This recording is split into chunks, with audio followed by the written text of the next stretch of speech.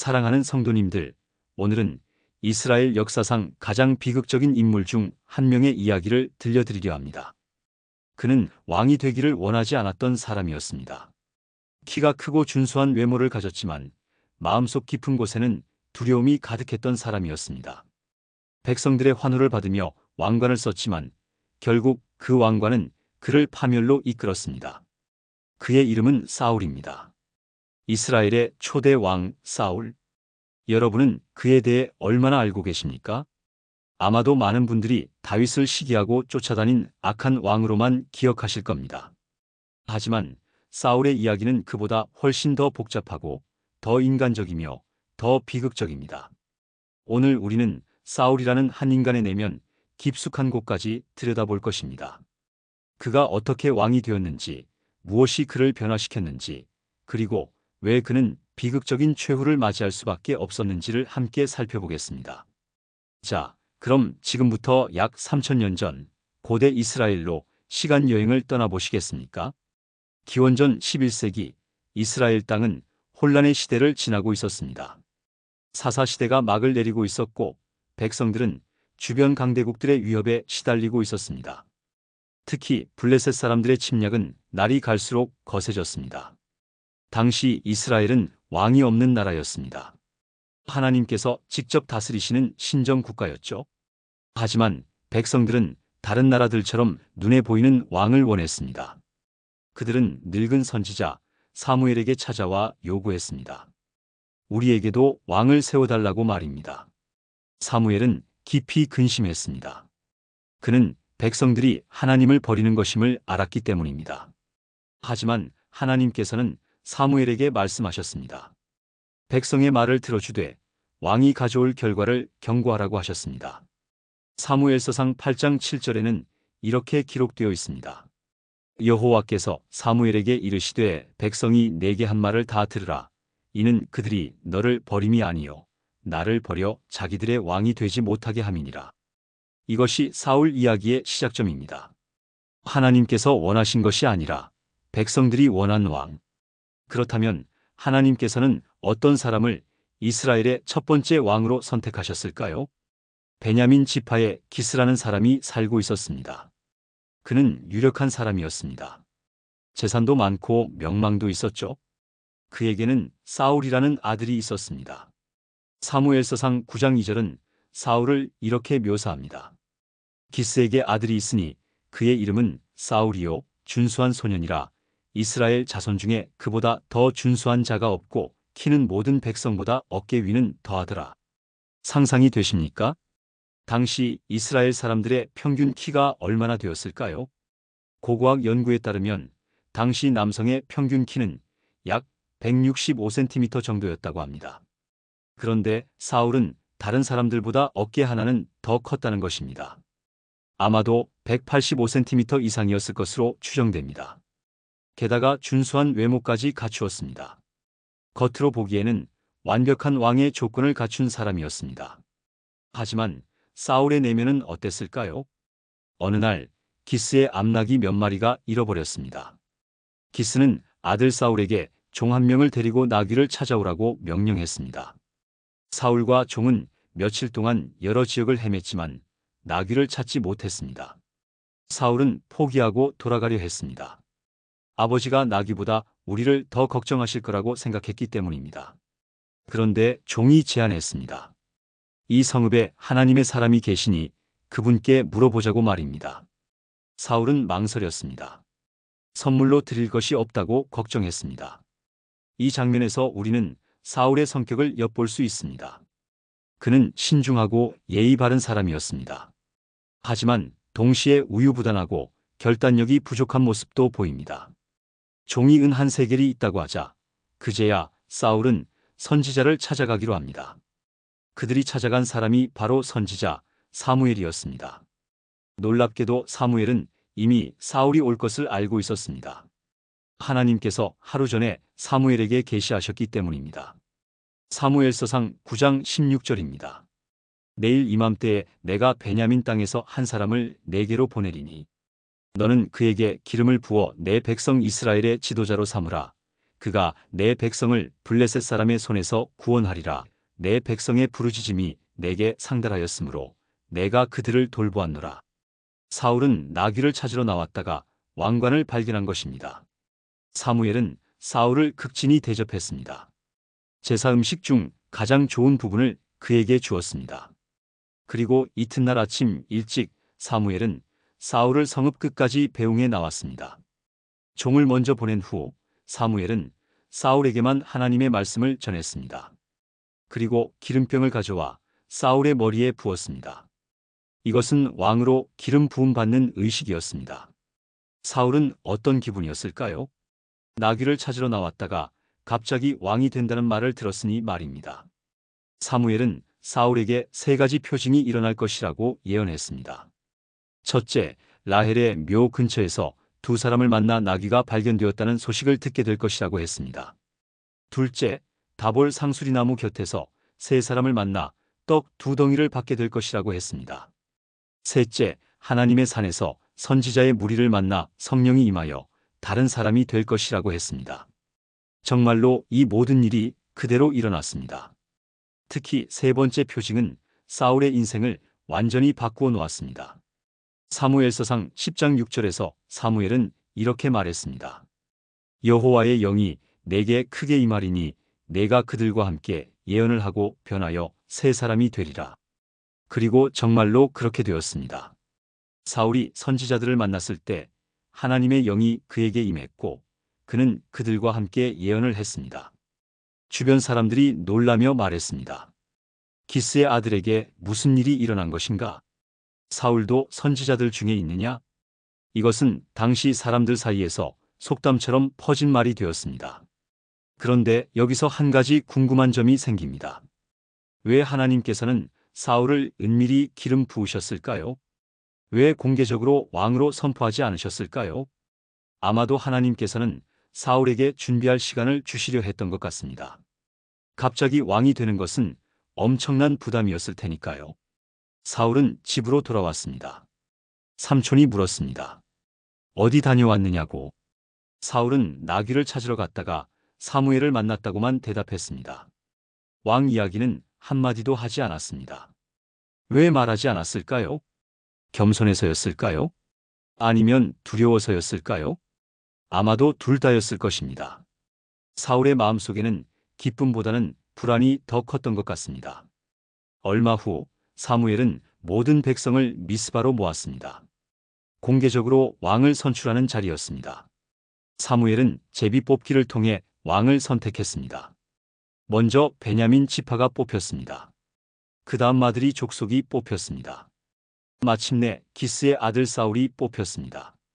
모든 사람이 사울을 찾았습니다. 그런데 사울이 보이지 않았습니다. 어디 갔을까요? 사람들이 여호와께 물었습니다. 그 사람이 여기 왔습니까? 여호와께서 대답하셨습니다. 보라, 그가 짐 사이에 숨었느니라. 상상이 되십니까? 왕으로 선택된 순간 사울은 짐 더미 속에 숨어 있었던 것입니다. 이것이 바로 사울이라는 사람의 본질이었습니다. 겉으로는 모든 조건을 갖추었지만 내면은 두려움으로 가득 찬 사람, 책임을 회피하고 싶어하는 사람. 사람들이 사울을 끌어냈습니다. 그가 백성 가운데 서니 모든 백성보다 어깨 위는 더 컸습니다. 사무엘이 외쳤습니다. 여호와께서 택하신 자를 보십니까? 모든 백성 중에 그와 같은 자가 없지 않습니까? 백성들이 소리쳤습니다. 왕이여 만세! 만세! 그날 사울은 이스라엘의 초대 왕이 되었습니다. 하지만 모든 사람이 기뻐한 것은 아니었습니다. 사무엘서상 10장 27절을 보면 이런 말이 나옵니다.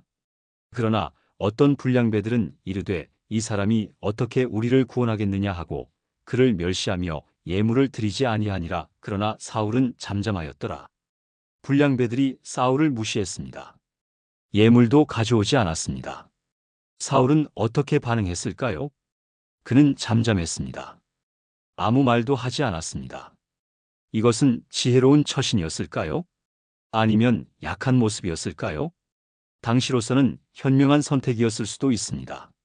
하지만 이것은 나중에 사울의 치명적인 약점이 됩니다.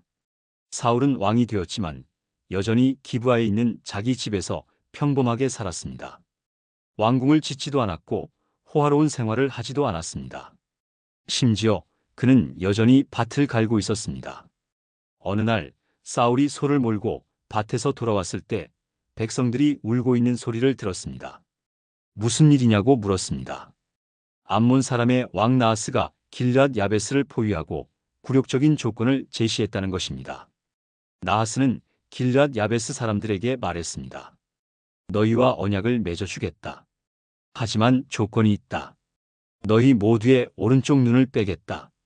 이것으로 온 이스라엘을 모욕하겠다. 얼마나 끔찍한 제안입니까? 길앗 야베스 장로들이 애원했습니다. 이래 동안만 말미를 달라. 이스라엘 온 땅에 사자를 보내 도움을 청하겠다. 만약 아무도 우리를 구원하지 않으면 내게 항복하겠다. 나하스는 자신만만하게 허락했습니다. 어차피 아무도 도와주지 않을 것이라고 생각했으니까요. 사자들이 사울이 사는 기브아에 도착했습니다. 백성들이 이 소식을 듣고 통곡했습니다. 그때 사울이 밭에서 돌아온 것입니다. 사무엘서상 11장 6절입니다. 사울이 이 말을 들을 때 하나님의 영이 크게 그에게 임하니 그의 노가 크게 일어나 드디어 사울 안에 잠들어 있던 무언가가 깨어났습니다. 하나님의 영이 임했고 그의 분노가 타올랐습니다. 사울은 겁쟁이가 아니었습니다. 그는 용감한 전사가 될 수 있는 사람이었습니다. 다만 그 용기를 끌어내기 위해서는 하나님의 영이 필요했을 뿐입니다. 사울은 결단을 내렸습니다. 그는 한 겨리의 소를 잡아 12조각으로 나누었습니다. 그리고 사자들의 손에 들려 이스라엘 모든 지역에 보냈습니다. 메시지는 분명했습니다. 누구든지 나와 사무엘을 따라 나서지 않으면 그의 소들도 이와 같이 될 것이다. 이것은 강력한 동원령이었습니다. 여호와의 두려움이 백성에게 임했습니다. 그들이 한마음으로 나왔습니다. 사울이 그들을 베색에서 점호하니 이스라엘 자손이 30만 명이요 유다 사람이 3만 명이었습니다. 무려 33만 명의 군대였습니다. 사울은 길앗 야베스에 사자를 보내 말했습니다. 내일 해가 뜨거울 때쯤 너희가 구원을 얻으리라. 길앗 야베스 사람들이 기뻐했습니다.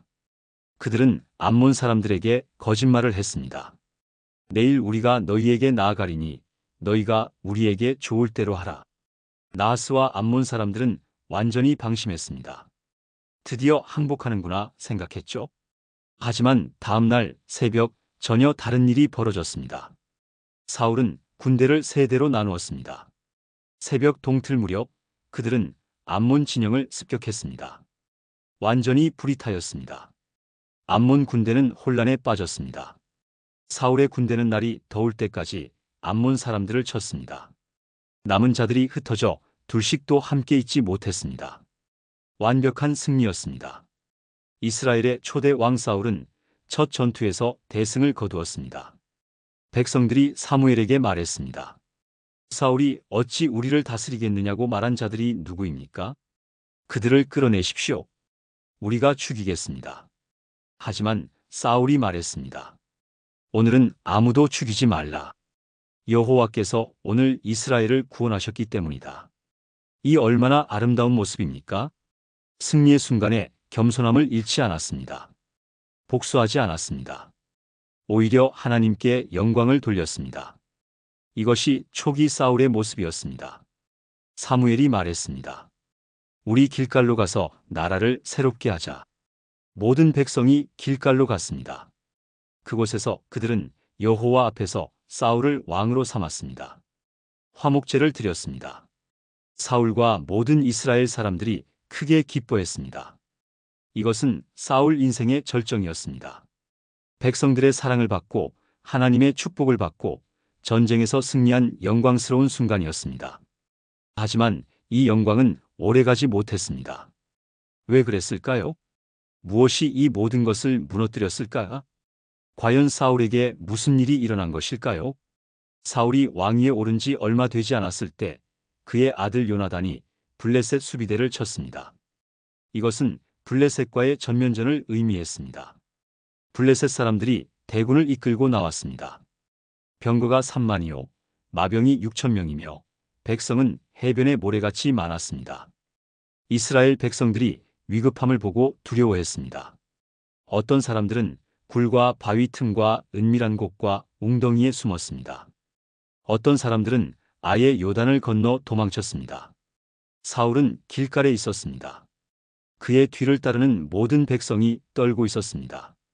사울은 사무엘을 기다렸습니다. 사무엘이 정한 날짜대로 이레를 기다렸습니다. 하지만 사무엘이 오지 않았습니다.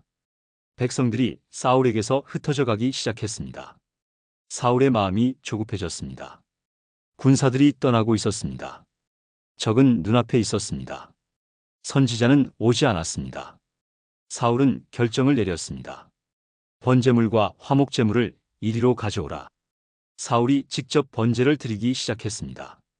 그런데 번제 드리기를 마치자마자 사무엘이 도착했습니다. 사울이 그를 맞으러 나갔습니다. 사무엘이 물었습니다. 왕이 무슨 일을 행하였습니까? 사울이 대답했습니다.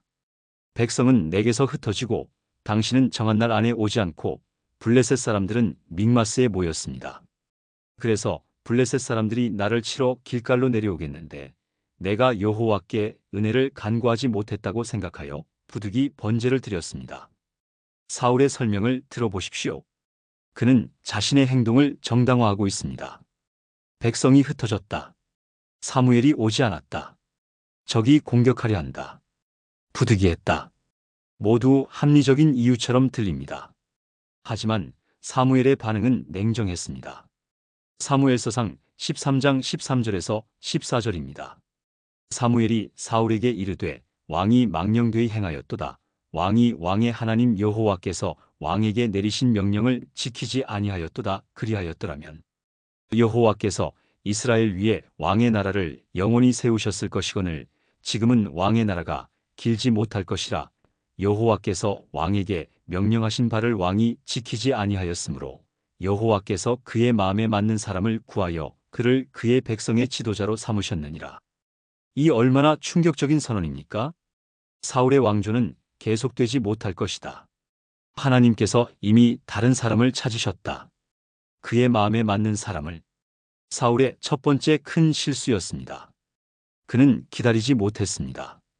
그는 순종하지 않았습니다. 그는 자신의 판단을 하나님의 명령보다 우선시했습니다. 하지만 여기서 우리는 질문해야 합니다. 정말 사울만 잘못한 것일까요? 사무엘은 왜 제 시간에 오지 않았을까요? 이것은 혹시 시험이었을까요? 사울이 정말로 하나님을 신뢰하는지 시험하기 위한 것이었을까요? 우리는 확실히 알 수 없습니다. 하지만 분명한 것은 사울이 그 시험에 실패했다는 것입니다. 그날 이후 사울은 변하기 시작했습니다. 블레셋과의 전쟁은 계속되었습니다. 어느 날 사울이 경솔한 맹세를 했습니다. 저녁 때 내가 내 원수에게 보복하기까지 음식을 먹는 자는 저주를 받을지어다. 그래서 모든 백성이 음식을 먹지 못했습니다.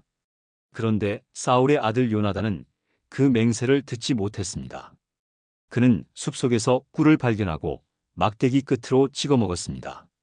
그러자 그의 눈이 밝아졌습니다. 굶주린 상태에서 벗어나 기력을 회복한 것입니다. 한 백성이 요나단에게 말했습니다. 왕께서 백성에게 맹세시켜 말씀하시기를 오늘 음식을 먹는 자는 저주를 받을지어다 하셨나이다. 그러므로 백성이 피곤하였나이다. 요나단이 대답했습니다. 내 아버지께서 이 땅을 곤란하게 하셨도다. 보라, 내가 이 꿀 조금을 맛보고도 내 눈이 이렇게 밝아졌거든. 하물며 백성이 오늘 그 얻은 적의 물건을 마음대로 먹었더라면 블레셋 사람을 살육함이 더욱 많지 아니하였겠느냐? 요나단의 말이 맞았습니다. 사울의 맹세는 불필요했고 오히려 백성들에게 해가 되었습니다. 그날 저녁 백성들이 너무 배가 고파서 탈취한 양과 소와 송아지들을 잡아 핏째 먹었습니다. 율법을 어긴 것입니다. 사울이 이것을 듣고 제단을 쌓았습니다. 이것이 사울이 여호와를 위해 쌓은 첫 번째 제단이었습니다. 그날 밤 사울이 말했습니다. 우리가 밤에 블레셋 사람들을 추격하여 동틀 때까지 그들을 약탈하고 한 사람도 남기지 말자. 백성이 대답했습니다. 왕의 눈에 좋은 대로 행하소서. 하지만 제사장이 말했습니다. 우리가 이곳에서 하나님께 가까이 나아가사이다. 사울이 하나님께 물었습니다. 내가 블레셋 사람들을 추격하리이까? 주께서 그들을 이스라엘의 손에 넘기시겠나이까? 그러나 그날은 대답하지 아니하셨습니다. 하나님께서 침묵하셨습니다. 사울이 말했습니다. 백성의 모든 우두머리들아, 이리로 가까이 오라. 오늘 이 죄가 누구에게 있는지 알아보라. 이스라엘을 구원하시는 여호와의 살아계심을 두고 맹세하노니 그 죄가 비록 내 아들 요나단에게 있을지라도 반드시 죽으리라. 사울은 제비를 뽑았습니다. 요나단과 사울이 뽑혔고 백성은 제외되었습니다. 다시 뽑으니 요나단이 뽑혔습니다. 사울이 요나단에게 물었습니다. 내가 무엇을 하였는지 내게 말하라. 요나단이 대답했습니다. 내가 손에 가진 막대기 끝으로 꿀을 조금 맛보았을 뿐입니다. 보소서, 내가 죽게 되었나이다. 사울이 말했습니다. 하나님이 내게 벌을 내리시고 더 내리시기를 원하노라. 요나단아, 내가 반드시 죽으리라. 상상이 되십니까? 자신의 아들을 죽이려는 아버지. 경솔한 맹세 때문에 무고한 아들을 죽이려는 왕. 하지만 백성이 사울에게 말했습니다. 이스라엘의 이 큰 구원을 이룬 요나단이 죽겠나이까? 결단코 그렇지 아니하니이다. 여호와의 살아계심을 두고 맹세하옵나니 그의 머리털 하나도 땅에 떨어지지 아니할 것은 그가 하나님과 함께 일하였음이니이다. 백성이 요나단을 구원하여 죽지 않게 하였습니다. 이 사건은 사울의 문제점을 적나라하게 보여줍니다. 그는 경솔했습니다. 그는 고집이 셌습니다. 그는 자신의 맹세를 지키는 것이 아들의 생명보다 중요하다고 생각했습니다. 그는 형식을 내용보다 중시했습니다. 만약 백성들이 나서지 않았다면 요나단은 죽었을 것입니다. 사울은 점점 더 하나님과 멀어지고 있었습니다.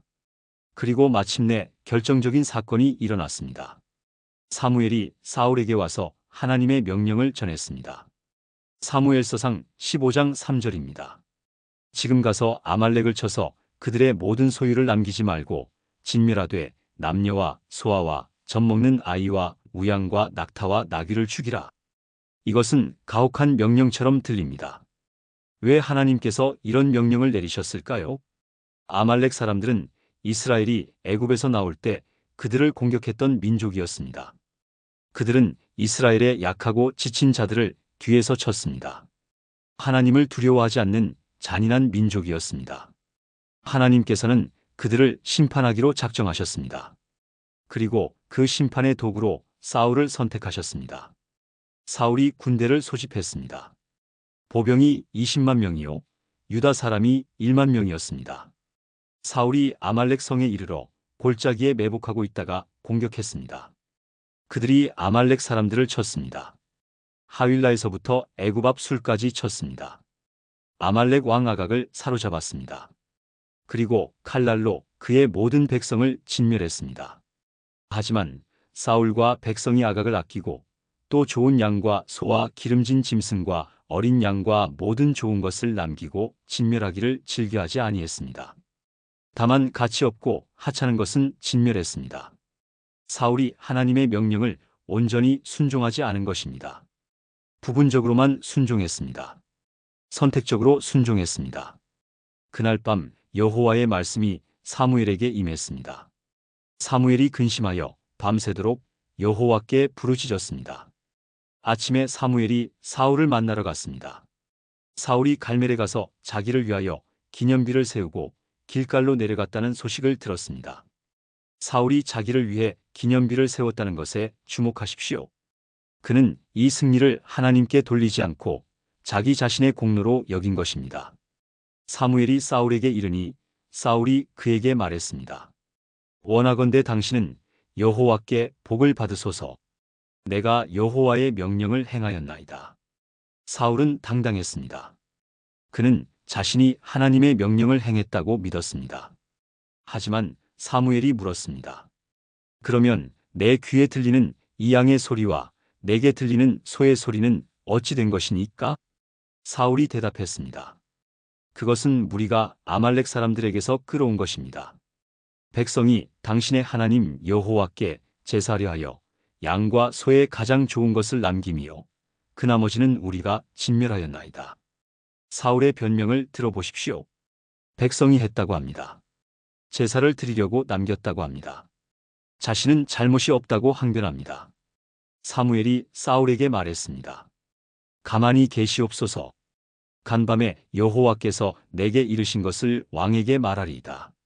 그리고 사무엘은 사울에게 상기시켰습니다. 왕이 스스로 작다고 여길 그때에 이스라엘 지파들의 머리가 되지 아니하셨나이까?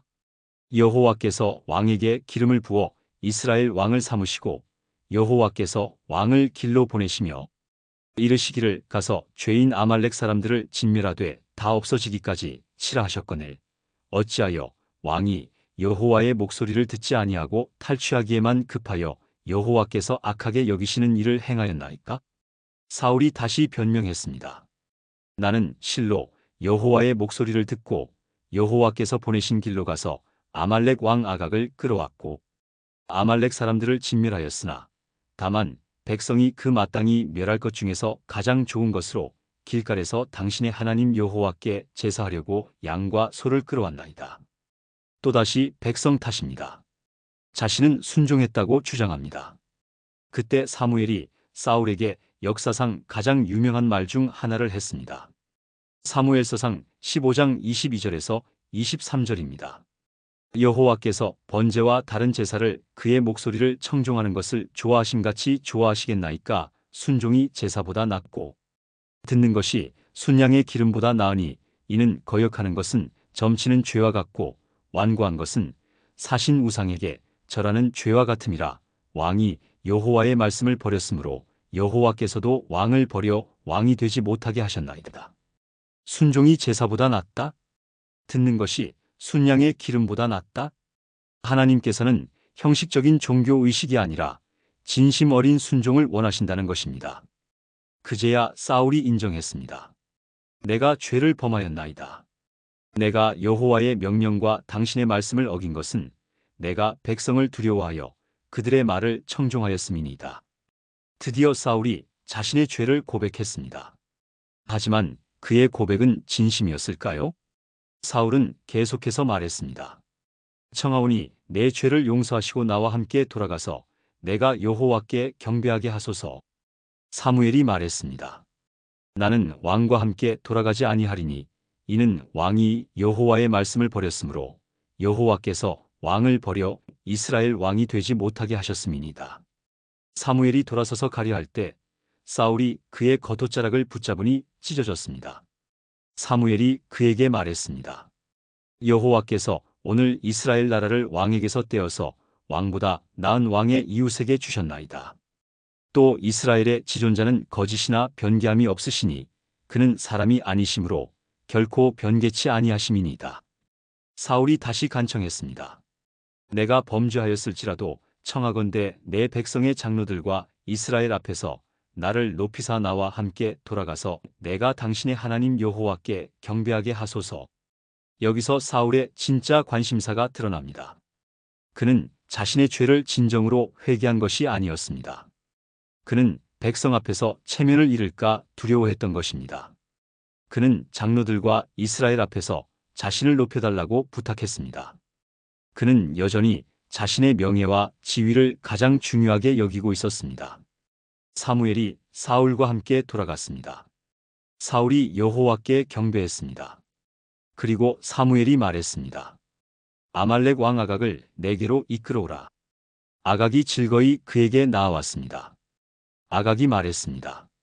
진실로 사망의 괴로움이 지났도다. 그는 자신이 살 것이라고 생각했습니다. 하지만 사무엘이 말했습니다. 내 칼이 여인들을 무자식하게 하였은즉 여인 중 내 어미도 무자식하리라. 사무엘이 길갈에서 여호와 앞에서 아각을 쪼갰습니다. 사무엘이 라마로 가고 사울은 사울 기브아 자기 집으로 올라갔습니다. 사무엘서상 15장 35절입니다. 사무엘이 죽는 날까지 다시는 사울을 보지 아니하였으니 그는 사울을 위하여 슬퍼함이었고 여호와께서는 사울을 이스라엘 왕으로 삼으신 것을 후회하셨더라. 사무엘은 죽는 날까지 사울을 다시 보지 않았습니다. 그는 사울을 위하여 슬퍼했습니다. 그리고 여호와께서는 사울을 이스라엘 왕으로 삼으신 것을 후회하셨습니다. 이것은 사울에게 내려진 최종 판결이었습니다. 하나님께서 그를 버리신 것입니다. 사울은 여전히 왕이었습니다. 하지만 하나님의 영은 그에게서 떠났습니다. 그리고 여호와께서 부리시는 악령이 사울을 괴롭혔습니다. 상상이 되십니까? 한때 하나님의 영이 임했던 사람에게 이제는 악령이 임한 것입니다. 사울의 신하들이 그에게 말했습니다. 보소서, 하나님께서 부리시는 악령이 왕을 괴롭히온즉 우리 주께서는 주 앞에 모시는 신하들에게 명하여 수금을 잘 타는 사람을 구하게 하소서.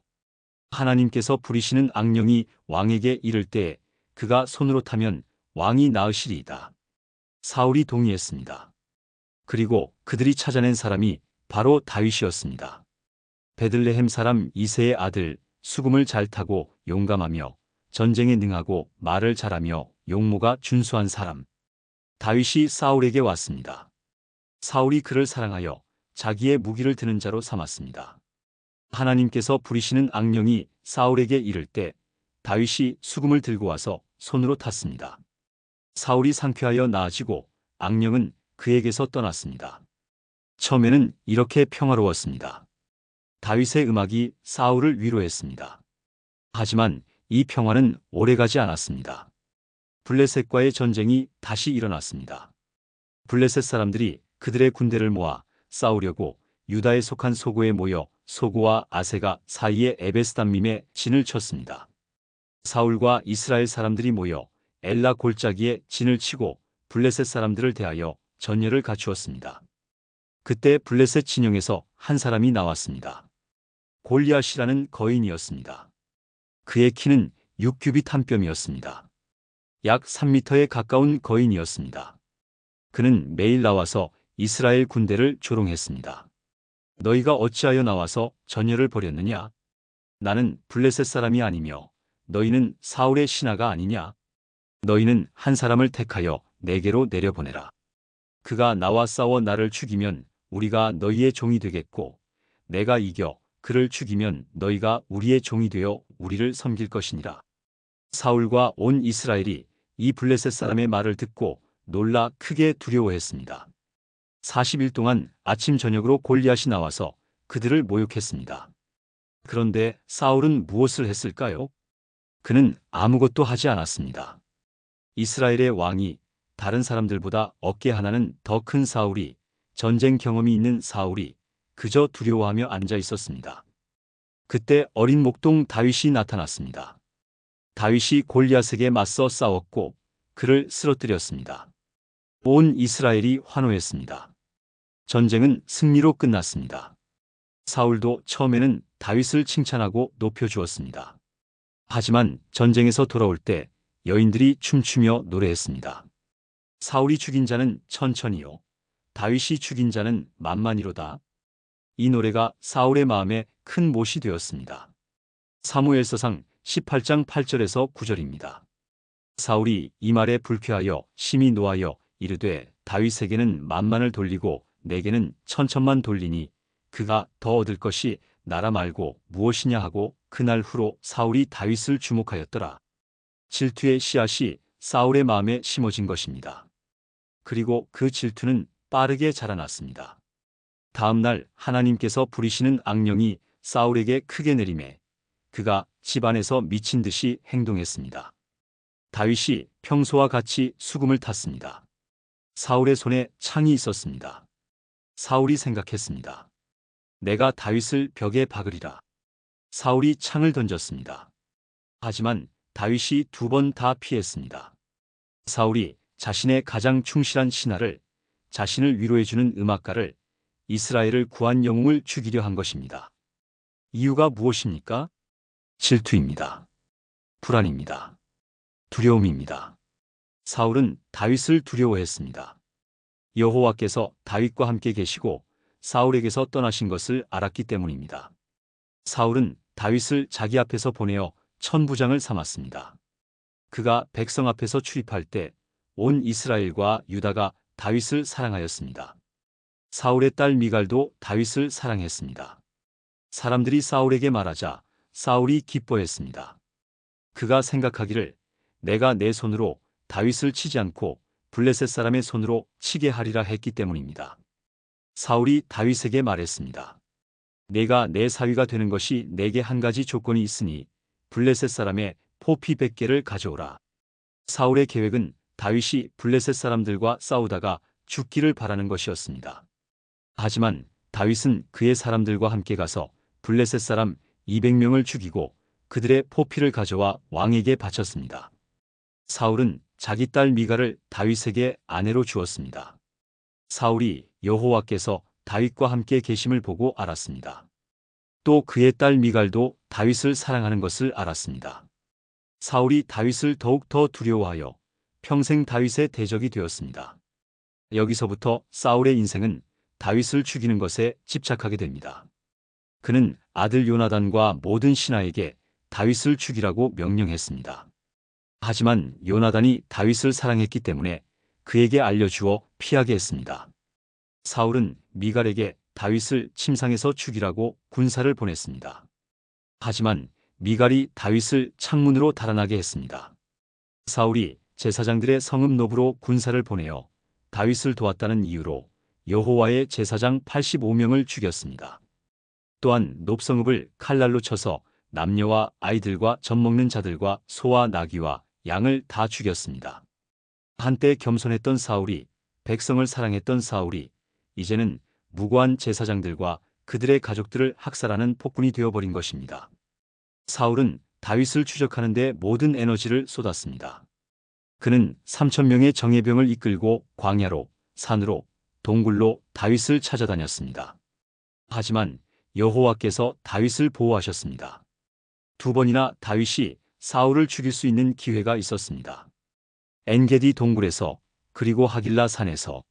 하지만 다윗은 사울을 해치지 않았습니다. 그는 여호와의 기름 부음을 받은 자를 손대는 것을 거부했습니다. 다윗이 사울에게 외쳤습니다.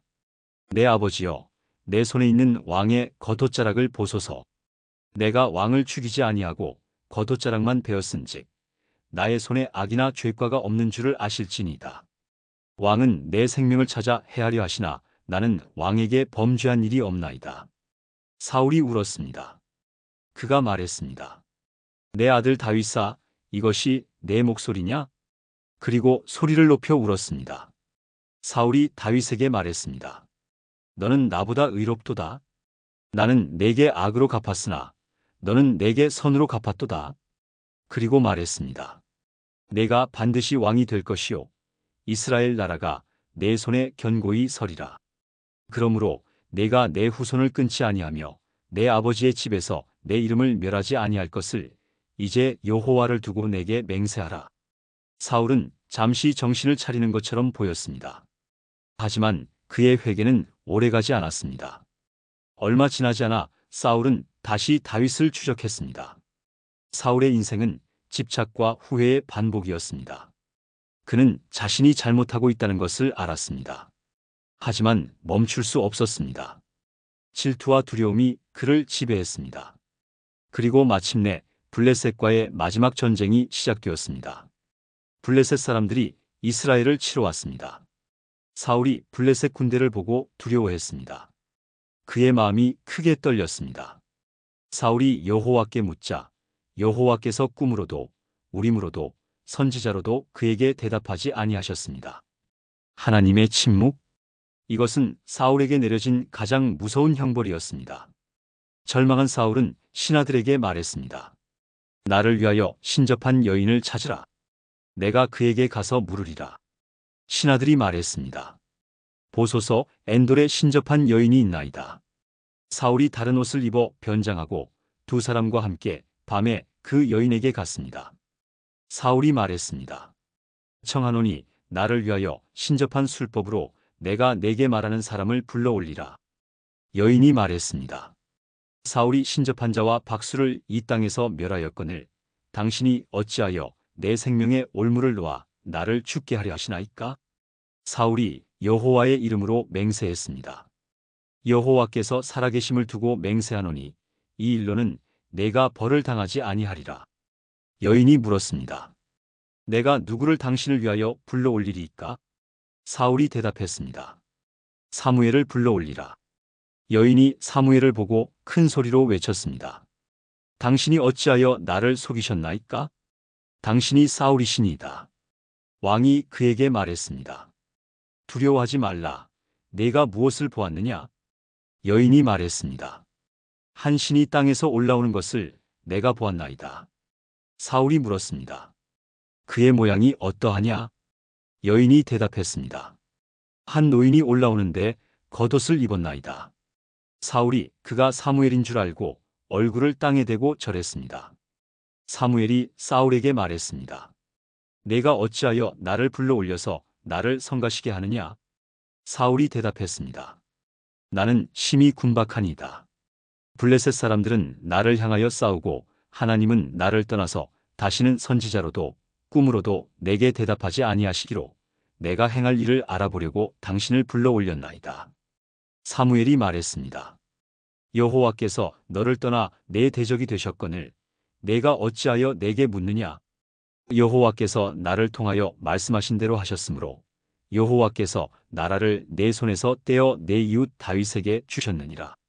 내가 여호와의 목소리를 듣지 아니하고 그의 진노를 아말렉에게 쏟지 아니하였으므로 여호와께서 오늘 이 일을 내게 행하셨고 여호와께서 이스라엘을 너와 함께 블레셋 사람들의 손에 넘기시리니 내일 너와 내 아들들이 나와 함께 있으리라. 여호와께서 또 이스라엘 군대를 블레셋 사람들의 손에 넘기시리라. 사울이 갑자기 땅에 온전히 엎드렸습니다. 사무엘의 말로 인하여 심히 두려워했기 때문입니다. 그에게 아무 힘도 없었습니다. 그가 하루낮 하루밤 동안 아무것도 먹지 못했기 때문입니다. 그 여인이 사울에게 와서 그가 심히 고통당함을 보고 말했습니다. 내가 내 생명을 아끼지 아니하고 왕의 말씀을 듣고 왕이 내게 이르신 말씀을 따라 싸우니 청하건대 이제 왕은 여종의 말을 들으사 내가 왕 앞에 한 조각 떡을 드리리이다. 왕은 그것을 잡수시고 길 가실 때에 기운을 얻으소서. 사울이 거절했습니다. 내가 먹지 아니하겠노라. 그의 신하들과 여인이 강권하매 사울이 그들의 말을 듣고 일어나 침상에 앉았습니다. 여인이 집에 살진 송아지가 있으므로 급히 잡고 또 가루를 가져다가 반죽하여 무교병을 구워 사울 앞에 내놓았습니다. 사울과 그의 신하들이 먹고 일어나서 그 밤에 떠나갔습니다. 이것이 사울의 마지막 식사였습니다. 적의 진영에서 금지된 신접수를 통해서 자신의 죽음에 대한 예언을 들은 후에 먹은 식사. 얼마나 비참합니까? 다음 날 전쟁이 시작되었습니다. 블레셋 사람들이 이스라엘을 쳤습니다. 이스라엘 사람들이 블레셋 사람들 앞에서 도망하다가 길보아 산에서 죽임을 당하여 엎드러졌습니다. 블레셋 사람들이 사울과 그의 아들들을 추격하여 사울의 아들 요나단과 아비나답과 말기수아를 죽였습니다. 사울의 아들들이 죽었습니다. 특히 그를 사랑하고 보호해주던 요나단이 죽었습니다. 사울에게 대한 싸움이 심하고 활 쏘는 자들이 사울을 발견하매 사울이 그들로 말미암아 중상을 입었습니다. 사울이 그의 무기를 든 자에게 말했습니다. 내 칼을 빼어 그것으로 나를 찌르라. 할례 받지 못한 자들이 와서 나를 찌르고 모욕할까 두려워하노라. 그러나 그의 무기를 든 자가 심히 두려워하여 감히 행하지 못하자 사울이 자기 칼을 뽑아 그 위에 엎드러졌습니다. 무기를 든 자가 사울이 죽은 것을 보고 자기도 자기 칼 위에 엎드러져 그와 함께 죽었습니다. 이렇게 사울과 그의 세 아들과 그의 무기를 든 자와 그의 모든 사람이 다 그날에 함께 죽었습니다. 다음 날 블레셋 사람들이 죽은 자를 벗기러 왔다가 사울과 그의 세 아들이 길보아 산에서 죽은 것을 발견했습니다. 그들이 사울의 머리를 베고 그의 갑옷을 벗기고 사람을 블레셋 땅 사방에 보내어 그들의 우상의 집과 백성에게 알렸습니다. 그들이 사울의 갑옷을 아스타롯의 집에 두고 그의 시체는 벳산 성벽에 못 박았습니다. 한때 이스라엘의 왕이었던 사울의 시체가 적의 성벽에 매달린 것입니다. 이보다 더 굴욕적인 최후가 있을까요?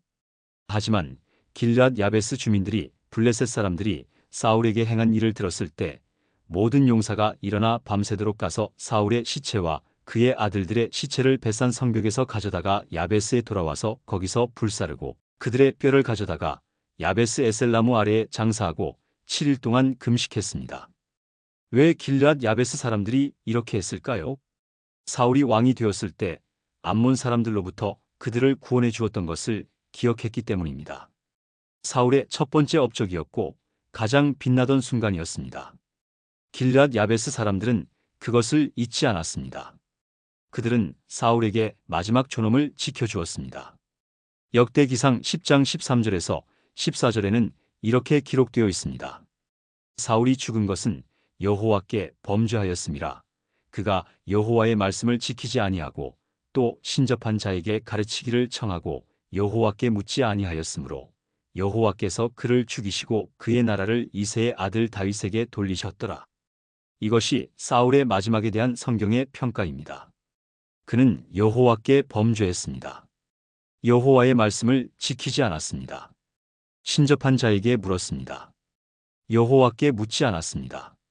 그래서 여호와께서 그를 죽이시고 나라를 다윗에게 주셨습니다. 사랑하는 성도님들, 사울의 이야기를 마무리하면서 우리는 무엇을 배울 수 있을까요? 사울은 나쁜 사람으로 시작하지 않았습니다. 그는 겸손한 사람이었습니다. 짐더미 뒤에 숨을 만큼 자신을 낮추는 사람이었습니다. 하나님의 영이 임했을 때 예언도 했습니다. 첫 전투에서 승리했을 때 원수들을 용서했습니다. 그는 좋은 시작을 했습니다. 하지만 무엇이 잘못되었을까요? 첫째, 사울은 순종하지 않았습니다. 길갈에서 사무엘을 기다리지 않고 스스로 제사를 드렸습니다. 아말렉을 완전히 진멸하지 않고 좋은 것들을 남겼습니다. 그는 부분적 순종이 순종이라고 생각했습니다. 하지만 하나님께는 부분적 순종은 불순종입니다. 둘째, 사울은 사람을 두려워했습니다. 그는 자신이 백성을 두려워하여 그들의 말을 들었다고 고백했습니다. 그는 하나님보다 사람의 눈치를 더 보았습니다. 셋째, 사울은 질투했습니다. 다윗이 자신보다 더 사랑받는 것을 견디지 못했습니다. 질투는 그의 마음을 완전히 사로잡았고 그의 남은 인생을 파괴했습니다. 넷째, 사울은 회개하지 않았습니다. 그는 여러 번 잘못을 인정하는 것처럼 보였습니다. 하지만 그의 회개는 진심이 아니었습니다. 그는 변명했고 다른 사람을 탓했으며 자신의 체면을 지키는 데만 관심이 있었습니다. 다섯째, 사울은 하나님을 떠났습니다. 결국 그는 하나님께 묻지 않고 귀신에게 물었습니다. 금지된 신접술에 의지했습니다. 이것은 그가 완전히 하나님과의 관계를 포기했다는 것을 보여줍니다. 고고학적 발견들은 사울 시대의 역사적 실제를 뒷받침합니다. 텔렌 나스베 발굴에서는 초기 철기 시대의 요새가 발견되었는데 이것은 사울이 블레셋의 위협에 대항하여 건설한 방어 시설로 추정됩니다. 길보아 산 지역의 고고학 조사는 이곳에서 대규모 전투가 있었다는 증거를 보여줍니다. 벳산의 발굴에서는 블레셋 시대의 신전 유적이 발견되었는데 성경은 사울의 갑옷이 아스타롯의 집에 두어졌다고 기록합니다. 이 모든 것은 사울의 이야기가 단순한 전설이 아니라 실제 역사적 사건이었음을 보여줍니다. 기원전 11세기 이스라엘과 블레셋 사이에는 정말로 격렬한 전쟁이 있었습니다. 사울이라는 왕이 실제로 존재했고 그는 비극적인 최후를 맞이했습니다. 사울의 이야기는 우리에게 경고합니다. 높은 위치에 있다고 해서 안전한 것이 아닙니다. 좋은 시작이 좋은 끝을 보장하지 않습니다. 하나님의 선택을 받았다고 해서 영원히 보장되는 것이 아닙니다. 우리는 매 순간 순종해야 합니다. 우리는 겸손해야 합니다. 우리는 하나님을 사람보다 두려워해야 합니다. 우리는 진심으로 회개해야 합니다. 사울의 비극은 그가 이 모든 것을 알고 있었지만 실천하지 않았다는 것입니다. 그는 선지자 사무엘을 알았습니다. 그는 하나님의 말씀을 들었습니다. 그는 하나님의 영이 임하는 경험도 했습니다. 하지만 그는 변하지 않았습니다. 아니, 더 정확히 말하면 잘못된 방향으로 변했습니다. 겸손한 사람이 오만한 사람이 되었습니다. 순종하는 사람이 불순종하는 사람이 되었습니다. 하나님을 의지하는 사람이 귀신에게 묻는 사람이 되었습니다. 사울의 이야기는 비극입니다. 하지만 이 비극은 우리에게 귀중한 교훈을 줍니다. 우리도 사울처럼 될 수 있습니다. 우리도 하나님의 은혜를 받고도 그것을 잃어버릴 수 있습니다. 우리도 좋은 시작을 하고도 비참한 끝을 맞이할 수 있습니다. 그러므로 우리는 깨어 있어야 합니다. 우리는 끝까지 순종해야 합니다. 우리는 자신을 과신하지 말아야 합니다. 베드로전서 5장 8절은 말합니다. 근신하라 깨어라 너희 대적 마귀가 우는 사자같이 두루다니며 삼킬 자를 찾나니. 사울은 깨어있지 않았습니다. 그는 자신의 왕위에, 자신의 명예에, 자신의 두려움에 사로잡혀 있었습니다. 그리고 결국 삼켜졌습니다. 하지만 감사하게도 하나님의 이야기는 사울로 끝나지 않습니다. 하나님께서는 이미 다윗을 준비하고 계셨습니다. 사울이 실패한 곳에서 다윗이 성공할 것입니다. 사울이 버림받은 자리에 다윗이 세워질 것입니다. 이것은 우리에게 희망을 줍니다. 우리가 실패해도 하나님의 계획은 계속됩니다. 한 사람이 넘어져도 하나님께서는 다른 사람을 세우십니다. 하나님의 나라는 계속 진전됩니다. 오늘 우리는 사울의 이야기를 통해 무엇을 기억해야 할까요? 왕관이 사람을 만드는 것이 아니라 사람이 왕관에 걸맞아야 한다는 것입니다. 외적인 조건보다 내적인 성품이 중요하다는 것입니다. 하나님의 선택을 받는 것도 중요하지만 그 선택에 합당하게 사는 것이 더 중요하다는 것입니다. 사울은 이스라엘의 첫 번째 왕이었습니다. 그는 새로운 시대를 여는 영광스러운 위치에 있었습니다. 하지만 그는 그 기회를 낭비했습니다. 그는 비극적인 경고가 되었습니다. 좋은 시작이 좋은 끝을 보장하지 않는다는 경고. 하나님의 은혜를 가볍게 여기면 어떤 일이 일어나는지에 대한 경고. 여러분은 어떻습니까? 여러분의 삶은 어떤 방향으로 가고 있습니까? 여러분은 하나님께 순종하고 계십니까? 아니면 자신의 생각을 앞세우고 계십니까? 여러분은 사람을 두려워합니까? 하나님을 두려워합니까? 여러분의 마음속에 질투나 시기가 자라고 있지는 않습니까? 여러분은 진심으로 회개하고 계십니까? 아니면 형식적으로만 하고 계십니까? 이 질문들에 정직하게 답하십시오. 사울의 비극은 그가 이 질문들에 정직하게 답하지 않았기 때문에 일어났습니다. 그는 자신을 속였습니다. 그는 하나님보다 자신의 판단을 믿었습니다. 그리고 결국 파멸했습니다. 우리는 다르게 살 수 있습니다. 우리는 사울의 실수로부터 배울 수 있습니다. 우리는 끝까지 하나님께 충성할 수 있습니다. 하나님께서 여러분 모두에게 지혜를 주시기를 기도합니다. 사울의 실패를 보고 자신을 돌아보는 겸손함을 주시기를 기도합니다. 그리고 끝까지 하나님의 길을 걷는 신실함을 주시기를 기도합니다. 여러분, 오늘 이 시간이 여러분에게 도전이 되기를 바랍니다. 사울처럼 시작하지 말고 다윗처럼 끝내는 삶을 사시기를 바랍니다. 이 영상이 도움이 되셨다면 좋아요 버튼을 눌러주시고 댓글로 여러분의 생각을 나눠주세요. 구독과 알림 설정도 부탁드립니다. 다음에는 다윗의 이야기로 찾아뵙겠습니다. 여러분 모두 하나님의 은혜 안에서 평안하시기를 축복합니다. 감사합니다.